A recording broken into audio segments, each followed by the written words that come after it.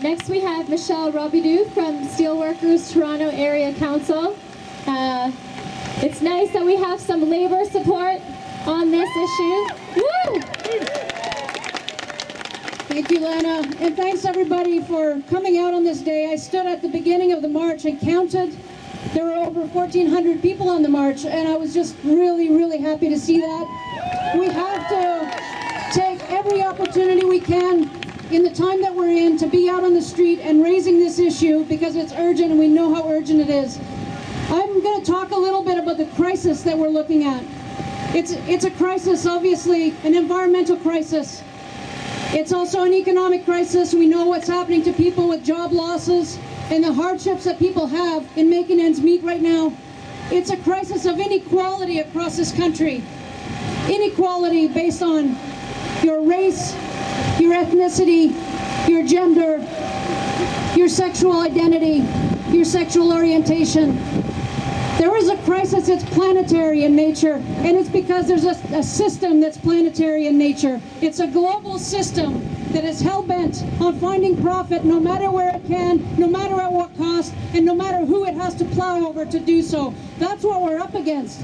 And in the face of that, we know Stephen Harper's right-hand man at the time, Tom Flanagan, actually said this, that if the environmental movement and Indigenous people and working people and ordinary people of every walk of life actually unite, they cannot do what they're trying to do. They know this. They know that's what's happening. They know that's what's happening. And that's why it's so important and so precious to find ways to build relationships and to build our voices together to stop Line 9 and to stop the change in the climate. It's going to take all of those relationships. And it's not straightforward. And I guess I want to talk about this whole argument that we're hearing that it's about jobs or it's about the environment, that we're going to have to pick between the two. And this is disgusting because we cannot survive as a species unless it's about jobs and the environment. We need both. The future that lies before us if we don't win that argument in every way we can is dire, and I don't need to convince you of all of that. I especially don't need to convince the folks who've come here from Indigenous communities about the reality of that. They're living it in Aamjiwnaang. In my union, the Steelworkers, we had the opportunity to hear Ron Plain from Aamjiwnaang talk about Line 9 and why it needs to be stopped, but also to talk about the toxic tour that you could take if you go there, and he invited us to go and do that. And building those relationships is important. And because also we have a relationship with the folks who organized this protest today, they came and spoke to our union, the Steelworker Toronto Area Council, and after hearing what they had to say about Line 9, it was unanimous to oppose Line 9, to oppose the reversal, and to endorse this demonstration as well. So there has been a history of a rift between unions and environmentalists, and we know that history, but it is changing. It's going to take a lot of outreach, and I would invite anyone here who is a member of a union, ask your union, can they invite a speaker from the No Line 9 campaign to come and talk to them? Can they invite someone from Six Nations, from Aamjiwnaang, to come and talk to them about what is at stake with this project, with the reversal of Line 9, and with the expansion of the tar sands?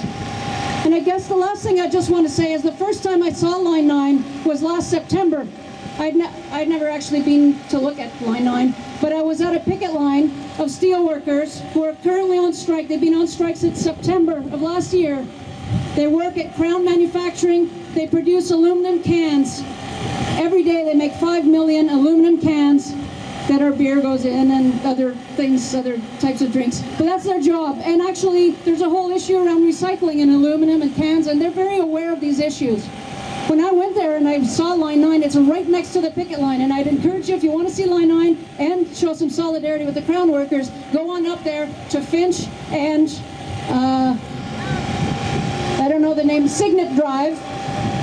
Go and look at it.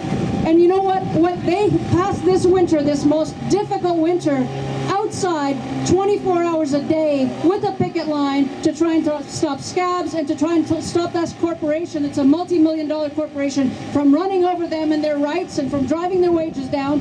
What they noticed was the change in the climate. If you go and talk to them, they can fill your ear with what is happening to the climate. They actually had a little ecosystem around their picket line. They have feral cats and all kinds of things, geese coming to be fed in the picket line. We need to build that solidarity, brothers and sisters. It is a two-way street. We want to build those relationships. We think we need to work very hard to make sure the labor movement hears this, that ordinary Canadians hear this. We can stop Line 9. We can stop the tar sands development. We need good jobs. We need green jobs. We need a just transition for the workers who work in those industries so that they too are not victims of corporate greed. Thank you.